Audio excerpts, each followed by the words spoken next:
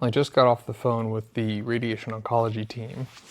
Previously, I had some lymph nodes treated here in my shoulder that, in my shoulder pec area, that over the past couple months, really, I've had really significant muscle tightness, changes in my range of motion, pain that just never really went away, and it would be like 10 out of 10 if I did something wrong.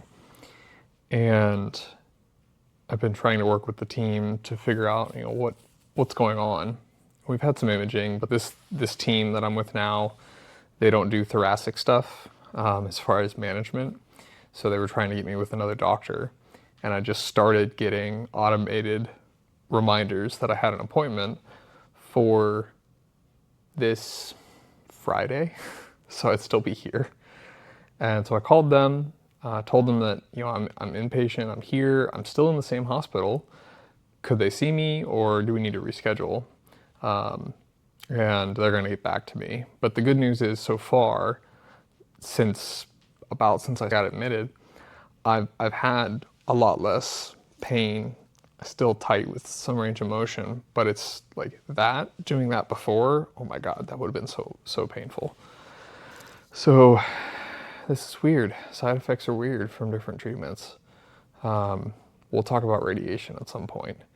I know I should. I've had gosh, 6 courses of it, in different places, but we'll see. More to come on that. So apparently the doctor's already rounded on him, which was super early. I got here around 8:45. It is very snowy today.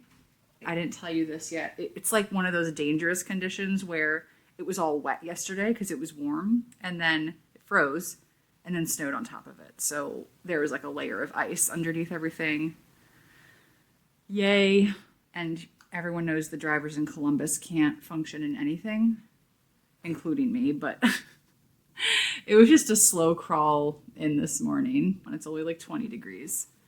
So this has been the craziest, back and forth weather week.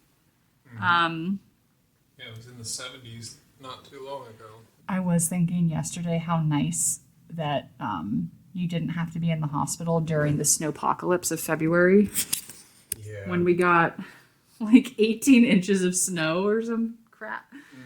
Mm-hmm. I mean, I probably would have just stayed here if that was the case, but having to shovel that out and... yeah, that wouldn't have been a good time. No. Yeah, so today, you're going to get a visitor later. Oh.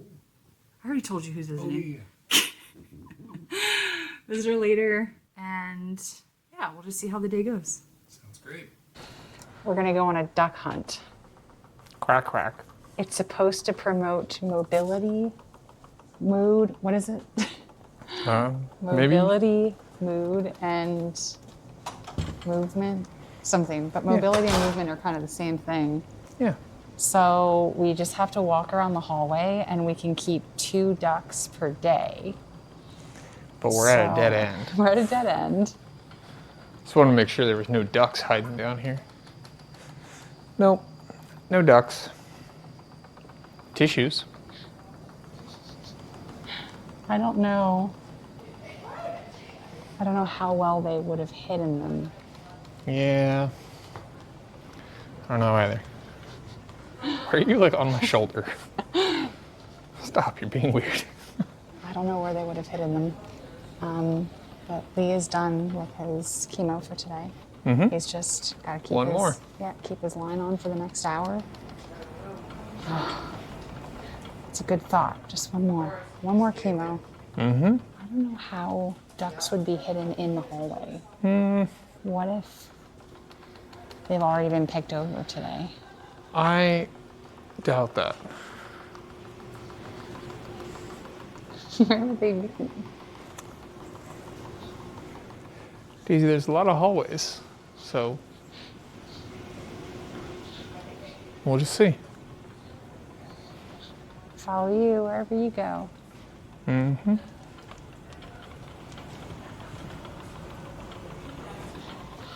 What if it's a trick and there's not actually any ducks? That could be. We'll find out. And they just want you to get up and walk around. Yeah. Maybe. Well, see, it'd be that way, which we just can't. Well, didn't find a single duck. It's a conspiracy. Might just be a way to get people up, moving, looking around. I don't think there's any Aware? ducks. I have not seen a single other person out looking for them either, so maybe they've just been picked over. Maybe. Maybe everybody jumped up and ran out the door when OT came around. Maybe. That would be hilarious. We were like the last people to know. We were just chilling in the room while you got your meds. Yeah, The sun is like peeking out now. It was just snowstorming. pretty. Not storming, but heavily flurrying. Yeah. And yep, Lee's got his special little plants that I made. We've got little wisteria and little string of hearts dangling on the ivy pole. It does make it more fun and It whimsical. does. It's a little bit of whimsy. Everyone wants one for themselves now. Telling I'm like, you. I'm sorry, I'm too busy making them for Lee. Business idea. I don't need another job. Says you. Back in the room with no ducks. There is a duck. Oh, we have the best duck. I'm get the sorry. We have the best duck, Crispy, and he is looking out the window, doing what he does best. So, yeah. Maybe we'll, I don't know, should we get some lunch soon? Soonish. Do something. Yep. Kind of quiet day. I like it. Me too. You too. Yeah, I use this stuff at home. Element. It's an electrolyte mix. And one of my hematologists a couple days ago and I were talking that it's good to have, they want me to hydrate a lot, but to have electrolytes with it so that I'm not just getting out of whack, because that's probably what was causing all of those cramping that I had the other day, was that my fluids and my electrolytes were a little out of sync.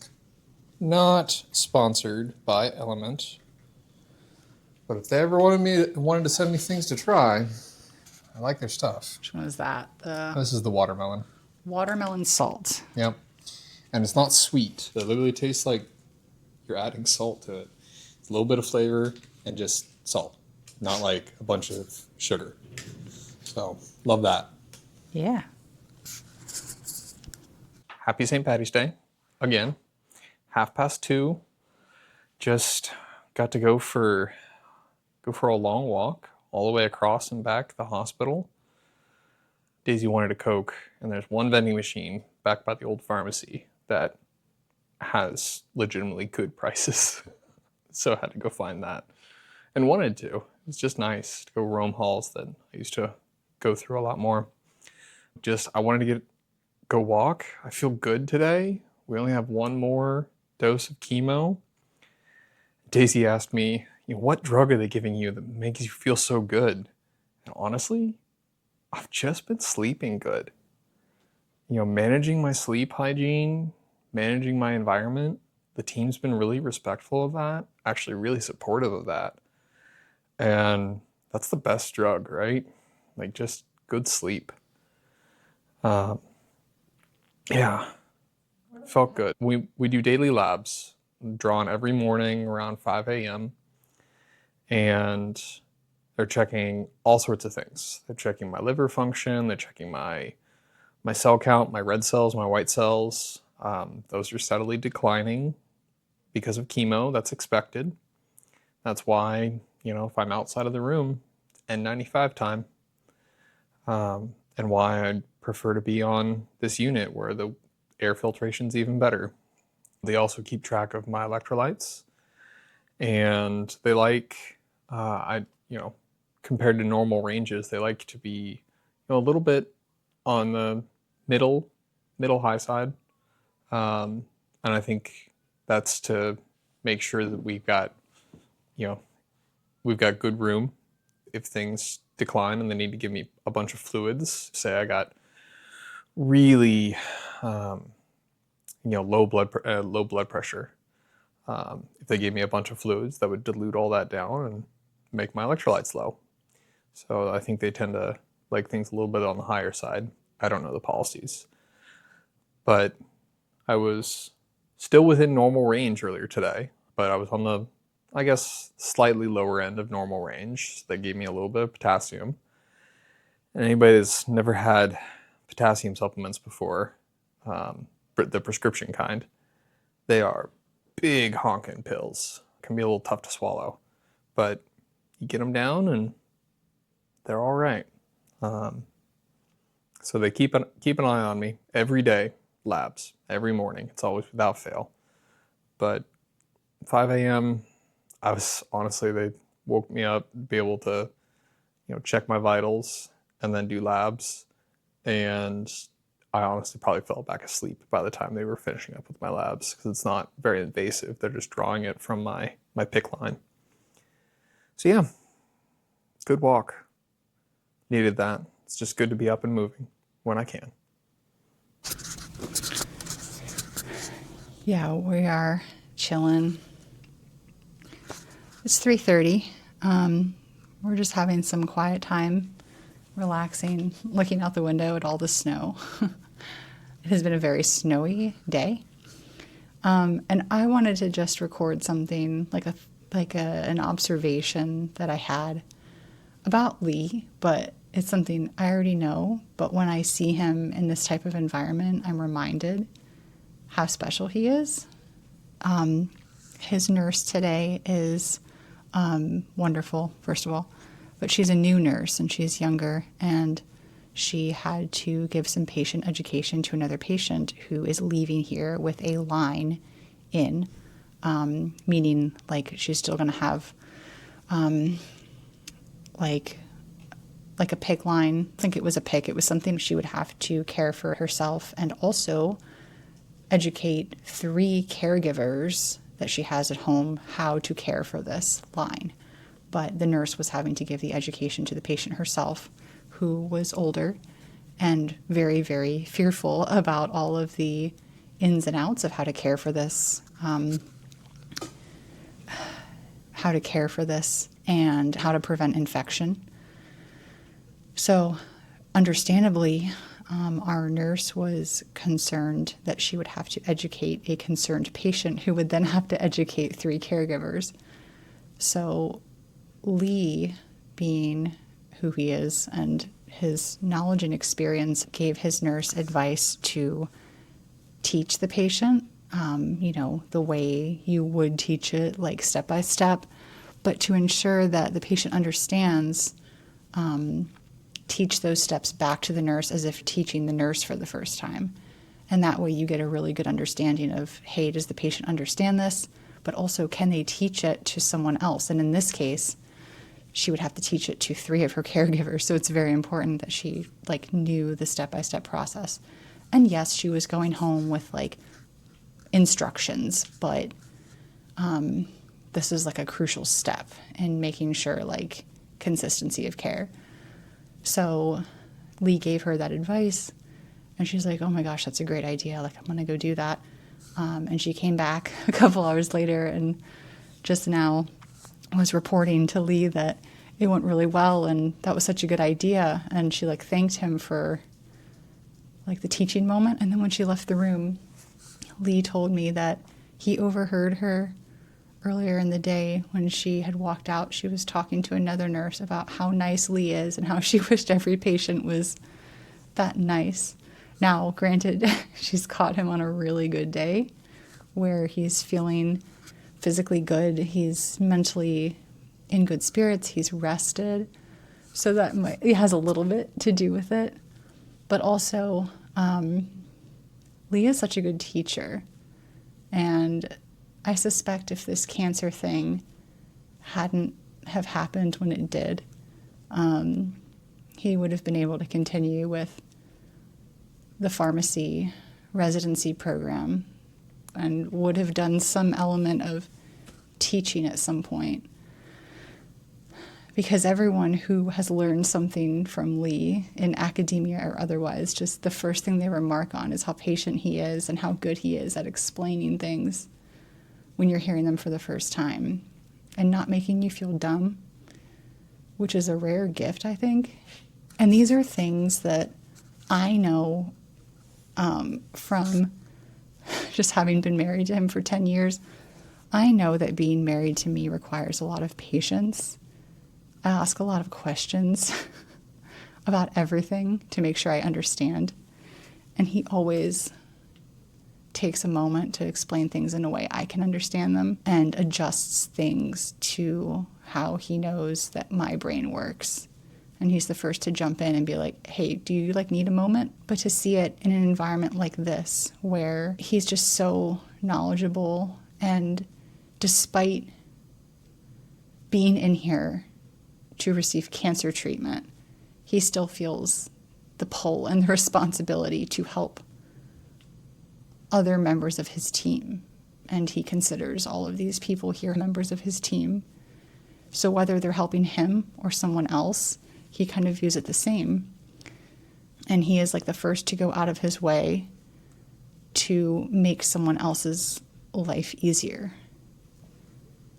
And it's just really nice to have a moment like that of calm, to see the best in him. And I still do always see the best in him throughout this crazy experience of dealing with cancer. But you also see the worst of someone.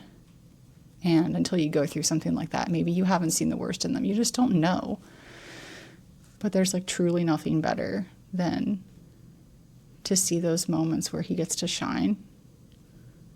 And if you know Lee, you already know he's literally the best.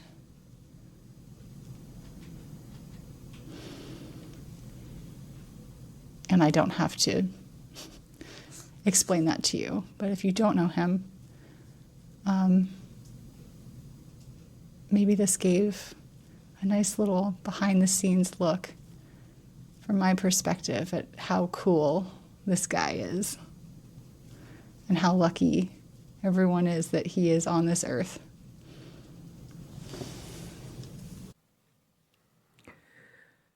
Hey everyone, it's about almost 9 o'clock, 9:30 at night, so it's just me.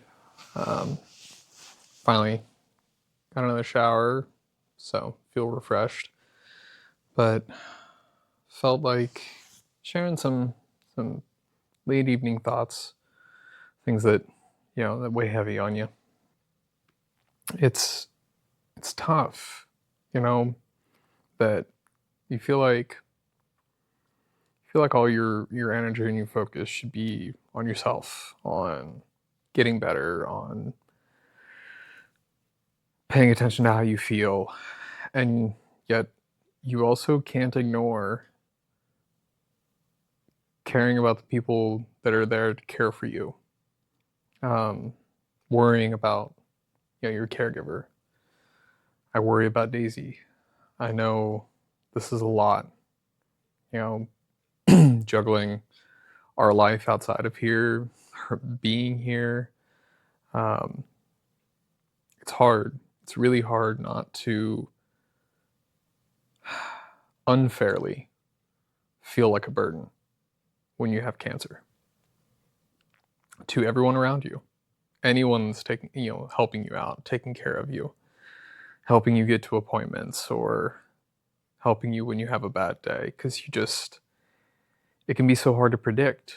You don't know when you're going to have a flurry of appointments in a week, or when a new symptom's going to happen, or when a scan's going to be bad, or when you just don't have a good day. And you want to let people in because you need that support. This is not a solo fight. Shouldn't be. You need to let the people that love you, that support you, let them support you. Goodness knows I've been really bad at that. But it's tough when you see the people you care about that are trying to care for you, stretched thin, struggling. You want to take care of them. You want to support them, and you don't know how. Not in the way that you maybe want to, because you're stuck here. You can't leave and have a fun time out, or if you want to have a fun pizza party, you got to have it in the hospital. You got to have it in the room. So finding those moments of levity, of connectedness, of mutual recharge. It requires a lot more just talking it out, of acknowledging one another's feelings, of sharing concern, even, just being open to being vulnerable, and saying that you care, even if, the response is that, of course, the focus should be on, on the patient. But caregiver burnout's real. It's a real thing. People get overwhelmed, and it can certainly be something that is a real concern to you as the patient. And you want to be there. You want to be that shoulder for somebody to lean on, even when you need your own shoulder to lean on sometimes. And I'm certainly one of those people that thinks that they can do it all themselves. That the only way it can be done right is if I'm doing it. But I can't take care of things outside of here. I can't take care of the house. I can't take care of the dogs. I can't help with that right now. All I can help with is me. And if I'm doing okay, then I can hope that that helps out with the people that I care about, that care about me, that helps them out some. That if I'm looking after me, then that lifts their burden a little bit. Maybe I'm less of a burden that way. But feeling like that, acknowledging it, speaking it out loud, that's real, that's honest, that's truthful, and it's okay. It's okay to be vulnerable with this, because this is real heavy. It doesn't just go away like a cold. So here's to hoping for smooth sailing ahead, and even if not, that I can continue to look after me, and in doing so, that helps the people around me. Cancer's a lot, guys, but we'll get through it.